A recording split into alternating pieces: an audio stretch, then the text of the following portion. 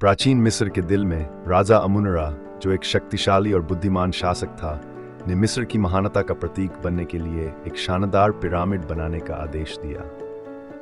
राज्य सुनहरी रेत पर हजारों श्रमिकों, कारीगरों और अभियंताओं से भरा हुआ था। वे सरल लेकिन अद्भुत उपकरणों का उपयोग कर रहे थे।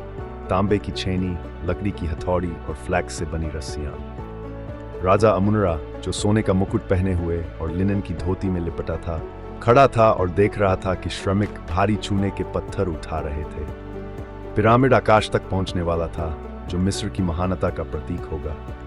श्रमिक तेज धूप में कठिनाई से काम कर रहे थे, उनके शरीर पसीने से चमक रहे थे।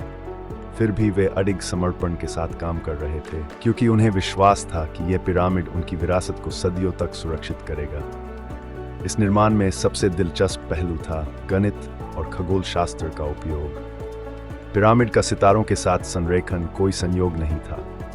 प्राचीन अभियंताओं ने संरचनाओं को आकाशीय निकायों के साथ संरेखित करने की कला में निपुणता हासिल कर ली थी, एक कौशल जो सदियों तक एक रहस्य बना रहा। यह पिरामिड सिर्फ एक स्मारक नहीं था, यह सटीकता, सहन शक्ति और एक प्राचीन सभ्यता के ज्ञान का प्रतीक था।